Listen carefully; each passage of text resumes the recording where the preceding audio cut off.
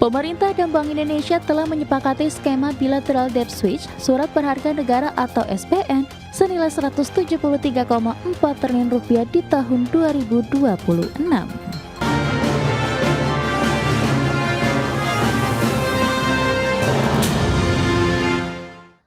Pemirsa, Kementerian Keuangan dan Bank Indonesia sepakat untuk melaksanakan skema pertukaran utang atau debt switching di tahun 2026. Nilai debt switching yang akan dilakukan di pasar sekunder tersebut sebesar 173,4 triliun rupiah.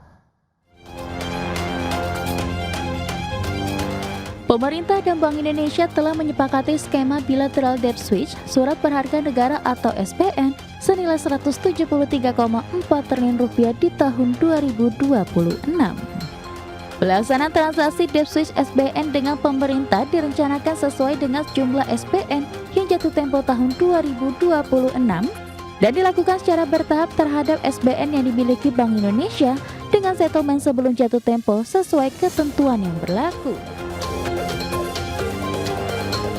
Direktur Jenderal Pengelolaan Pembiayaan dan Risiko DJPPR Kementerian Keuangan Suminto mengatakan, debt switch dilakukan sesuai market base guna menjaga integritas dan disiplin pasar dan diharapkan bisa menurunkan penawaran SBN di pasar primer sehingga dapat menjaga stabilitas imbal hasil SBN.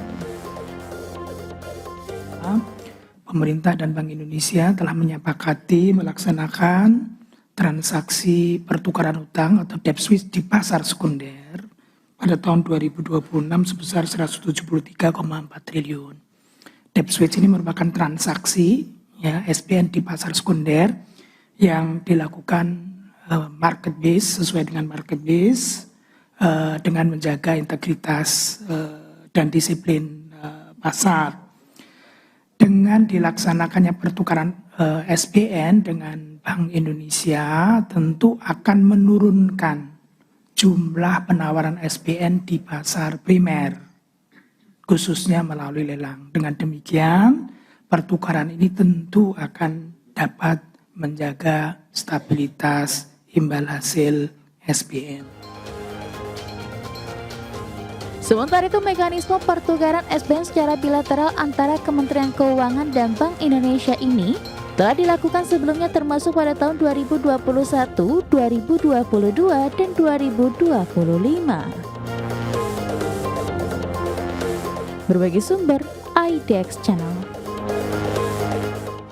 Ya, pemirsa, untuk membahas tema kita kali ini, menilik skema debt switching SBN pemerintah dan Bank Indonesia. Kita sudah tersambung melalui Zoom bersama dengan Bapak Rian Kiryanto, ekonom senior dan juga associate faculty dari Lembaga Pengembangan Perbankan Indonesia. Langsung saja kita sapa ini. Halo, Pak Rian, apa kabar Pak? Kabar baik Mas Pras. Baik, terima kasih juga atas waktu yang disempatkan. Tadi sudah disampaikan begitu ya, Bank Indonesia, Kementerian Keuangan ini sepakat begitu ya untuk melakukan skema bilateral debt switching surat berharga negara atau SBN. Tapi sebelum membahas lebih jauh, mungkin Pak Rian bisa menjelaskan terlebih dahulu skema ini seperti apa. Apakah memang sudah biasa juga common begitu dilakukan di industri keuangan antara pemerintah? Silakan Pak. Pertama tentu kita appreciate ya bahwa di 5 hari yang lalu seingat saya tanggal 20 Februari itu BI merilis terkait dengan skema bilateral debt switching ini. Oke. Di situ disampaikan bahwa latar belakangnya adalah untuk menjaga satu kestabilan ekonomi kita, yang kedua juga untuk mendisiplinkan pasar. Pasar dalam ini adalah pasar keuangan. Dan yang penting adalah bahwa ada spirit transparansi di situ. Kita jadi mengetahui ternyata bahwa bilateral debt switching ini antara Bank Indonesia sebagai otoritas moneter dengan Kementerian Keuangan sebagai otoritas fiskal itu sudah terjadi. Dan itu mampu mengawal perjalanan ekonomi kita dari 2021, 2022 sampai 2025 kemarin itu dengan baik. Yang kedua yang perlu kita address adalah bahwa tadi juga kita merefer yang disampaikan Dirjen dari Kemenkyu bahwa ini akan dikerjakan dengan prinsip-prinsip tata kelola yang baik, market base, kemudian untuk juga mendisiplinkan pasar dan mengacu kepada keadaan pasar pada saat itu, sehingga tidak memberikan tanda petik ya potensi kerugian bagi public investor atau pemegang bond obligasi pemerintah yang sifatnya retail atau publik. Nah, tentu ini menjadi pembelajaran kita semua bahwa ke depan memang pertumbuhan ekonomi kita itu perlu di-drive baik dari sisi fiskal maupun dari sisi moneter. Makanya selalu tone yang disampaikan baik oleh Kementerian Keuangan maupun oleh Bank Indonesia di dalam policy-policy-nya mereka selalu ada suasana atau stance yaitu bahwa mereka tetap berada pada koridor pro pertumbuhan. Nah, salah satu instrumen yang bisa dilakukan adalah dengan melakukan apa namanya bilateral debt swap. Makanya namanya bilateral ya. Bilateral itu artinya hanya dua pihak yang bekerja, yaitu Kementerian Keuangan sebagai pemegang otoritas fiskal, di lain sisi sebagai mitranya adalah Bank Indonesia sebagai otoritas moneter. Nah, oleh karena itu untuk mengawal agar semua mekanisme itu berjalan dengan baik ya sesuai dengan market disiplin. Nah, kita semua juga harus ikut melihat, memantau dan mengawasi agar perjalanan daripada proses ini rencana untuk debt switching itu sebesar 173,4 triliun tadi itu bisa berjalan dengan baik sesuai dengan perencanaan-perencanaan di awal gitu. Itu highlight saya yang ingin saya sampaikan Mas Pras. Oke, Pak Rian. Lantas kalau kita lihat dengan kesempatan dari skema bilateral debt switching SBN ini 173,4 triliun di tahun 2026. Apakah memang ini menjadi bagian juga ya dari strategi pengelolaan utang pemerintah atau bagaimana, Pak Rian? Eh, Kalau kita lihat ya, tadi saya sempat cek data ya, bahwa salah satu sumber untuk pembiayaan APBN kita, fiskal kita itu kan sekitar 12% itu dari pinjaman, ya kan, utang lah. Oke. Sisanya yang mayoritas sekitar 87 atau 88% itu dari apa namanya penerbitan surat utang. Apapun instrumennya ya, entah itu SBN, entah itu dalam bentuk ORI atau suku retail dan sebagainya. Itu kurang lebih 88%-nya. Nah, artinya kemudian dari sisi apa namanya rencana pembayaran bunga utang itu kalau nggak salah angkanya 550 triliun lah tahun ini. Makanya sebagian dari itu mungkin yang kira-kira berpotensi ya melalui asesmen BI bersama dengan Kementerian Keuangan itu jumlahnya atau volumenya itu sekitar 173,4 triliun tadi. Nah, itu yang akan direncanakan untuk dilakukan semacam switching atau swap ya bahasa swap Ya. pertukaran bond atau surat berharga negara ini. Nah, angka itu tentu pakai hitung-hitungan Mas Pras. Baik itu karena tenornya yang mungkin jangka panjang, yang kedua mungkin kuponnya atau imbal hasilnya katakanlah bagi pemerintah selaku issuer itu dinilai ketinggian. Nah, melalui pertukaran inilah maka terjadi pembentukan harga yang tanda petik ya memberikan benefit secara ekonomi baik bagi Bank Indonesia selaku otoritas moneter maupun bagi Kementerian Keuangan selaku otoritas fiskal. Jadi Oke. apa ya common goal-nya sama yaitu bagaimana mendukung pertumbuhan ekonomi itu tetap stabil, kemudian juga bagaimana tidak mengganggu atau mendistorsi mekanisme pasar yang bekerja di pasar keuangan kita. Itu Mas Bas. Oke. Nah, lantas sejauh mana skema ini akhirnya dapat membantu meringankan beban bunga utang atau mengelola jatuh tempo utang pemerintah sendiri, Pak Rian? Nah, sebetulnya kalau dulu waktu Krismon 1997-98 isu mengenai dulu isunya adalah obligasi rekapitalisasi Oke. yang apa tenornya panjang kemudian yang kuponnya atau bunganya itu tinggi itu di reprofiling namanya ya di Oke. reprofiling atau di restructure lah term and conditionnya. Nah, ini juga kurang lebihnya mirip seperti itu yaitu utang dengan tenor jangka panjang kemudian imbal hasilnya tinggi ya itu di reprofile ya yaitu ditukar antara kuponnya pemerintah yang tinggi dan tenornya panjang ditukar dengan punya BI ya katakanlah seperti itu Oke. yang tenornya lebih pendek short term kemudian kupon atau imbal hasilnya relatif lebih rendah. Saya tidak menggunakan kata murah tapi lebih rendah. Nah, itu terjadi sehingga BI juga tidak dirugikan, pemerintah juga tidak dirugikan. Jadi inilah win-win solution, jalan tengah untuk dalam koridor tadi mengiringi kebutuhan-kebutuhan pendanaan fiskal untuk mendorong pertumbuhan ekonomi. Yang penting adalah semua sudah dapat political approval dari DPR, kemudian keterbukaan atau transparansinya juga selalu disampaikan, dikomunikasikan kepada publik, kepada kita semua, sehingga kita meyakini bahwa proses atau mekanisme itu berjalan betul-betul sesuai dengan tata kelola yang berlaku.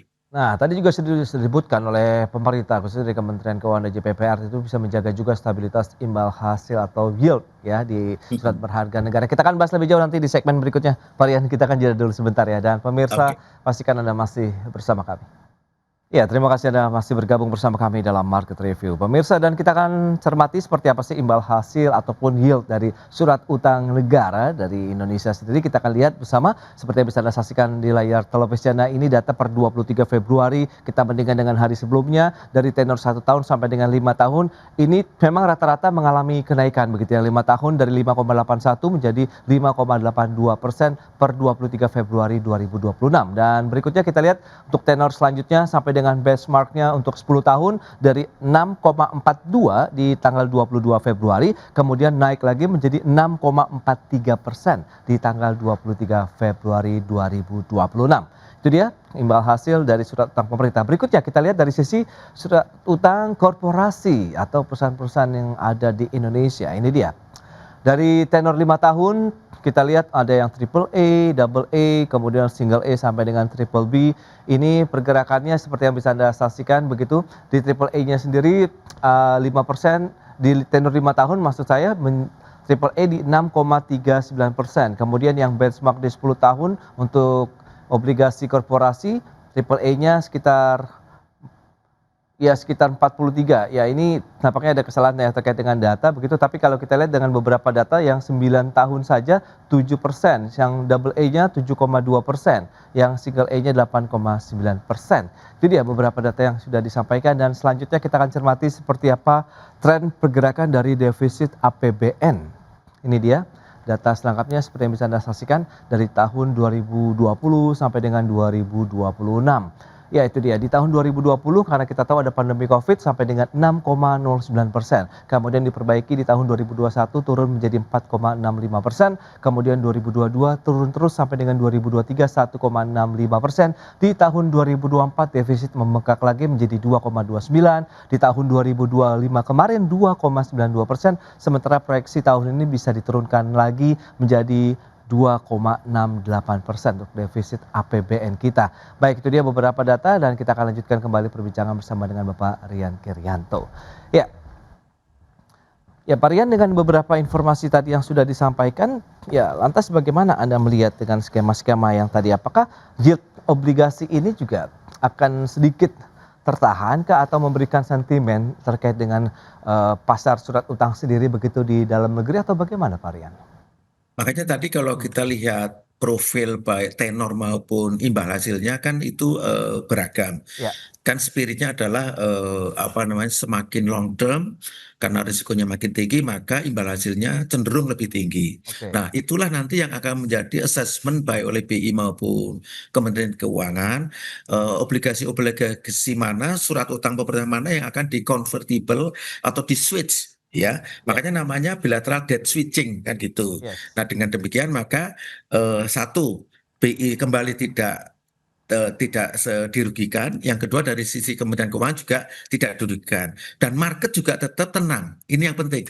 Makanya tadi di spill dimention bahwa mekanisme bilateral debt switching ini tidak mengganggu atau mendistorsi pasar, Yes. di mana public investor atau retail investor itu tidak dirugikan karena likuiditas di market khususnya untuk apa namanya fixed income, pasar obligasi kita tetap terjaga dengan baik, Ya, ketersediaannya terutama di primary market kan dibilang seperti itu. betul. Nah, inilah yang terjadi. Makanya mekanisme ini seingat saya nanti akan terjadi apa namanya di secondary market. Nah, yang penting juga adalah bahwa apa yang dikoordinasikan antara Kementerian Keuangan dengan Bank Indonesia itu sebetulnya punya payung besar selain yaitu rujukan utamanya adalah Undang-Undang Pengembangan dan Penguatan Sektor Keuangan kita, Undang-Undang Nomor 4 Tahun 2023 seingat saya, atau Undang-Undang P2SK, itu juga di dalam forum yang namanya Komite Stabilitas Sistem Keuangan, di mana dalam forum KSSK itu Menteri Keuangan itu bertindak sebagai semacam leader atau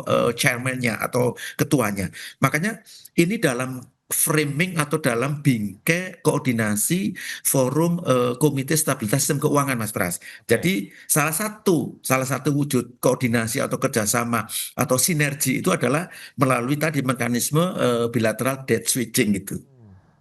Ya, tapi kalau dari sisi pengelolaan kemudian bagaimana debt switching ini kan tadi sudah disampaikan sesuai market base, kemudian menjaga Mm. integritas dan juga disiplin pasar. Nah, sejauh mana kalau Anda melihat ini masih adakah risiko-risiko negatif begitu yang mungkin bisa terjadi atau perlu dimitigasi begitu, Pak Rian?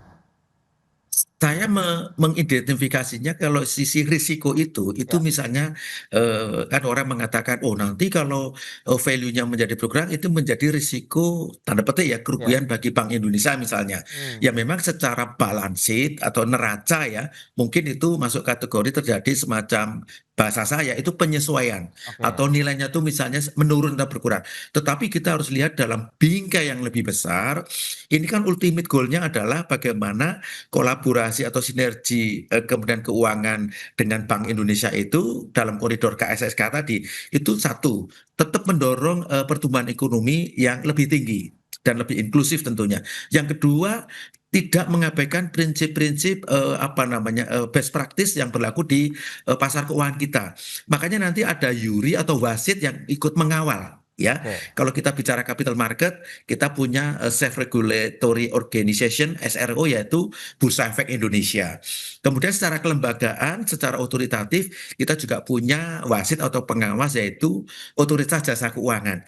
Nah, tentu instrumen-instrumen itu akan bekerja sesuai dengan tupoksi masing-masing ya Mas Pras, sehingga spirit untuk keterbukaan, accountability, bahkan auditability itu terjadi ya. Jadi kita tidak maksud saya kita tidak terlalu harus nervous atau terlalu curiga bahwa ini nanti akan berdampak pada kerugian salah satu pihak atau malah kedua belah pihak. Tidak. Tapi framing besarnya adalah bahwa ini didesain sedemikian rupa untuk satu menopang kredibilitas fiskal kita agar tetap prudent, tetap sehat dan tetap menjadi salah satu engine of growth.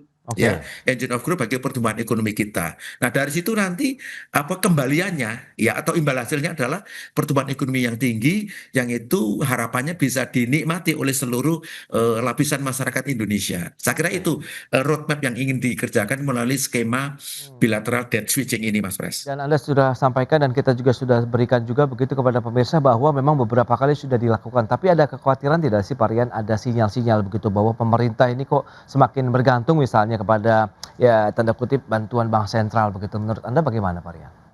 Nah, kalau kita makanya tadi saya bilang, kalau kita berpikir dalam konteks forum KSSK, Ya, Komite Stabilitas Sistem Keuangan, itu ultimate goal-nya adalah bagaimana kedua institusi ini berkolaborasi, bersinergi untuk mendorong terciptanya stabilitas sistem keuangan atau oke. disingkat SSK. Ya, ya. Makanya beberapa tools atau instrumen yang dikerjakan adalah salah satunya Hmm. itu melalui kanal atau jalur bilateral debt switching tadi. Kemudian yang kedua, semua itu ada minutes of meetingnya, ada nutulensinya, sehingga kalau ada apa-apa, kita bisa trace back. Bagaimana apa namanya backgrounding atau latar belakang munculnya event-event itu, kejadian-kejadian itu, dan Ya. semuanya auditable, semua diperiksa dengan baik oleh lembaga-lembaga pemeriksa, baik itu internal dari lembaga-lembaga itu maupun oleh lembaga-lembaga eksternal. Katakanlah kita punya Badan Pemeriksa Keuangan, ya. Kalau ada terlihat ada anasir-anasir, indikasi-indikasi misalnya pelanggaran-pelanggaran terhadap ketentuan.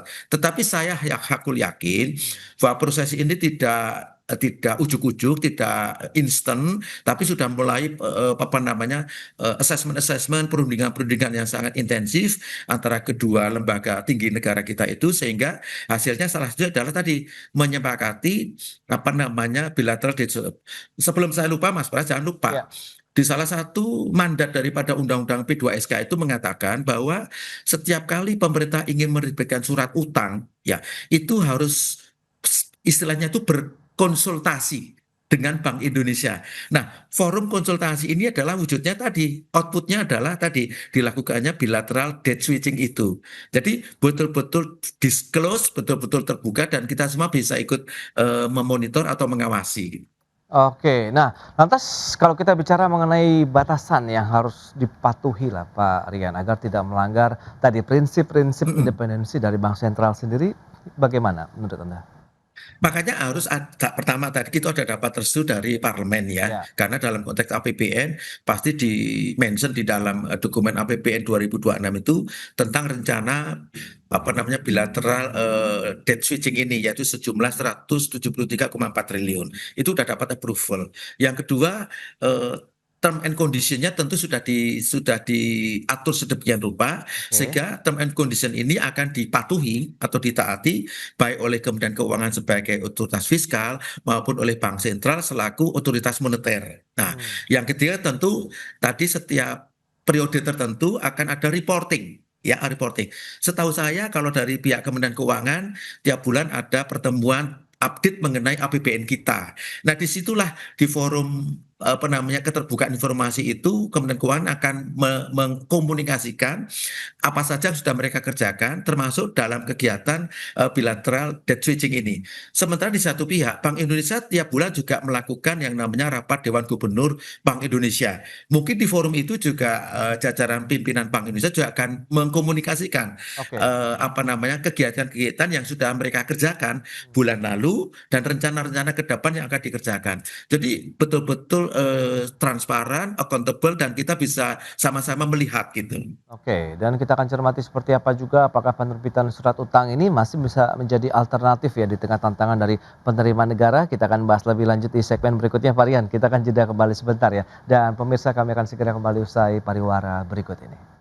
Ya, terima kasih Anda masih bergabung bersama kami dan kita lanjutkan kembali perbincangan bersama dengan Bapak Rian Kirianto, ekonom senior dan associate faculty di Lembaga Pengembangan Perbankan Indonesia. Ya, Pak Rian, tadi juga sudah disampaikan data. Kalau kita cermati defisit dari APBN kita dari tahun 2020 karena ada pandemi Covid ini kan cukup tinggi, sempat menyentuh 6%. Kemudian turun terus begitu ya sampai dengan terendah di 2023 1,65%. Tapi belakangan ini dari 2024, 2025 naik menjadi 2,92%. Meskipun tahun ini diharapkan turun sedikit menjadi 2,68%. Apa yang bisa kita cermati dengan defisit APBN kita? Apakah memang lagi-lagi tadi, apakah akhirnya penerbitan surat utang ini masih menjadi alternatif begitu untuk bisa ikut membiayai APBN kita begitu Pak?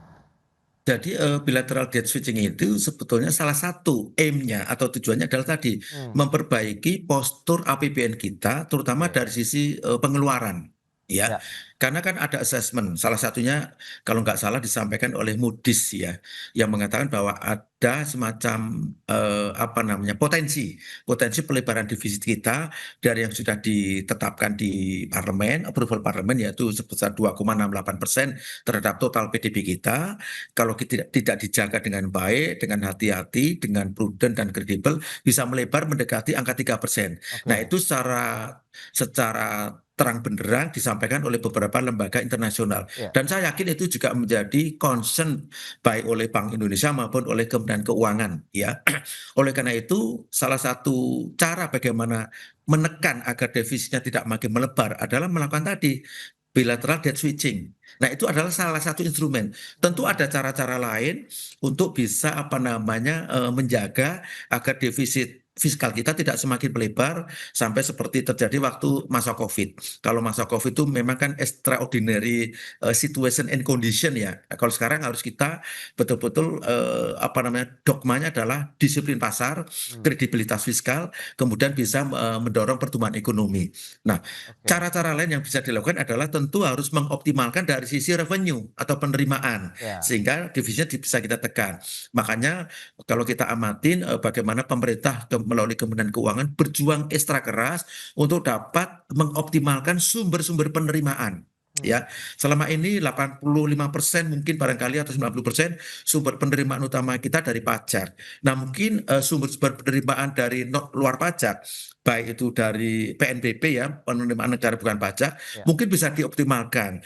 Dari bea dan cukai mungkin juga bisa dioptimalkan. Sehingga ini membantu agar potensi terjadinya pelebaran defisit itu bisa dikendalikan. Oke. Makanya dua pendulum itu harus bergerak bersama.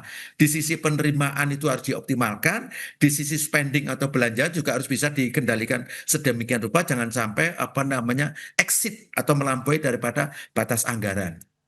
Oke, Pak Rian. Nah, lantas kalau kita cermati dengan kondisi saat ini begitu, apakah potensi nanti kalau kita lihat skema-skema ini masih akan terus berlanjut mengingat kalau ya data APBN kita yang sudah dirilis oleh pemerintah per Januari kemarin kan memang dari sisi penerimaan pajak ini sudah mulai bertumbuh. Kemudian pun cukai sama biaya dari cukai. Tapi di satu sisi kan pemerintah tengah mengakselerasi belanja negara juga tuh di awal tahun sehingga diharapkan bisa menjadi boosting untuk ekonomi tahun 2026 ini. Nah, bagaimana Anda melihat ya defisit-defisit yang berpotensi masih akan terjadi di sepanjang tahun ini begitu Pak Rian? Makanya tadi saya sempat sampaikan upaya untuk mengerem ya atau Ya, menahan agar jangan terjadi pelebaran defisit yang sangat eksesif itu dari sisi pengeluarannya kan harus dikendalikan. betul. Karena betul belanja pemerintah di kuartal 1 akan didorong seoptimal mungkin untuk apa namanya mendorong pertumbuhan ekonomi kurang lebih 5,5 sampai 5,6% YoY ya di kuartal 1. Dan yang kedua, pengendalian fiskal tadi dengan koordinasi dengan Bank Indonesia selaku otoritas moneter itu juga untuk menopang agar program-program prioritas dari pemerintah itu bisa dikerjakan dengan baik tanpa ada bayang-bayang ketakutan bahwa terjadi keterbatasan anggaran. Kan ada beberapa program besar itu Koperasi Merah Putih, Desa Kelurahan, kemudian ada apa program makan bergizi gratis dan program-program lainnya yang itu membutuhkan ketersediaan apa anggaran yang cukup besar. Ya. Oleh karena itu salah satu instrumen yang bisa dilakukan adalah melakukan apa namanya pengurangan beban pemerintah melalui mekanisme bilateral debt switching dengan Bank Indonesia. Yang kedua tentu bagaimana program-program strategis ini itu juga memberikan daya ungkit ya atau daya ungkit atau stimulus ya bagi kegiatan ekonomi secara menyeluruh. Oke. Sebetulnya kalau salah satu contoh program makan bergizi gratis itu kalau kita bedah secara mendalam itu apa namanya menumbuhkan yang namanya multiplier effect yang luar biasa baik dari hulu intermediate sampai hilirnya tuh semua dapat apa ya dapat inilah dapat efek ekonominya dari pengusaha besar, pengusaha menengah sampai UMKM itu semuanya akan dapat namanya berkah ya atau berkat dari program MBG itu. Tinggal bagaimana mekanisme penata laksanaan dari program MBG itu hasilnya itu betul-betul dirasakan bukan hanya oleh masyarakat penerima itu tapi juga secara keekonomian secara nasional baik itu di tingkat nasional, di tingkat Oke. daerah dan sebagainya. Nah, tentu itu harus perbaikan-perbaikan di sisi tata kelolanya. Kembali tata kelola Ya. itu harus dikerjakan dengan sebaik-baiknya. Oke, lantas bagaimana upaya pemerintah untuk bisa mendorong mesin-mesin ekonomi lagi begitu mengingat kondisi global kemudian di dalam negeri dan tarif resiprokal yang sudah disepakati meskipun kita tahu ada putusan pengadilan Mahkamah Agung di Amerika Serikat meskipun akhirnya ya, Trump menggunakan strategi lain begitu Pak Rian. Anda melihat ini Ya, menjadi tantangan tersendiri tidak? jelas itu menjadi tantangan sendiri karena kita kan maunya kita jangan hanya menjadi jago kandang. Kita juga harus Oke. keluar. Hmm. Tetapi situasi dan kondisi saat ini ya Ya. itu belum memungkinkan. Ada external factor, external risk yang begitu besar. Risiko geoekonomi, risiko geopolitik yang itu harus kita kendalikan dengan baik. Nah, kebetulan ya ini istilahnya luckily kebetulan kita itu pertumbuhan ekonomi kita itu ditopang oleh konsumsi domestik. Hmm. Kalau nggak salah angkanya porsinya itu sekitar 56%, Oke. yaitu bergantung kepada konsumsi domestik atau konsumsi rumah tangga. Nggak apa-apa, selama sepanjang kondisi eksternalnya memang tidak bersahabat dengan kita, ya kita optimalkan potensi kemampuan daya beli di domestik itu untuk mendorong pertumbuhan ekonomi. Tetapi itu tidak bisa dijaga seterusnya. Hmm. Kalau kita ingin melompat menjadi negara maju di tahun 2045 nanti, selalu saya remind bahwa pertumbuhan ekonomi kita tidak boleh melulu hanya ditopang oleh konsumsi rumah tangga. Kita harus geser peringkat pertamanya itu adalah dari PMTB atau pembentukan modal tetap bruto, Hmm. yaitu investasi Investasi langsung ya. baik PMA maupun PMDN. Karena itu akan mengenerate kegiatan-kegiatan ekonomi yang jauh lebih luas dan daya ungkitnya kepada ekonomi sangat luas. Selain saya itu mereka capital intensif, tapi juga padat karya. Nah, yang kita butuhkan adalah pertumbuhan ekonomi yang berkualitas, yang inklusif, yang mampu membuka lapangan kerja, Oke. mampu menyerap tenaga kerja sehingga cita-cita mulia untuk mendorong pertumbuhan ekonomi 8%, kemudian menurunkan kemiskinan kemiskinan ekstrim sebesar 0% itu harapannya di entah tahun keberapa itu bisa tercapai. Tetapi Oke. tidak seketika, itu harus ada stagingnya, harus ada penahapannya. Baik, Marian, itu ya beberapa tahap yang perlu dilakukan, tapi yang penting udah bagaimana kita bisa menjaga kondisi fundamental ekonomi kita, mendorong lagi penerimaan negara sehingga semakin mengecilkan atau ya meminimalisasi potensi terjadinya defisit dari APBN kita begitu di tahun 2026. Marian, terima kasih banyak atas informasi update dan juga insight yang sudah disampaikan kepada pemirsa pada hari ini. Selamat melanjutkan aktivitas Anda kembali. Salam sehat, sampai berjumpa kembali. Marian, terima kasih. Terima kasih, Ya. Mas Pras.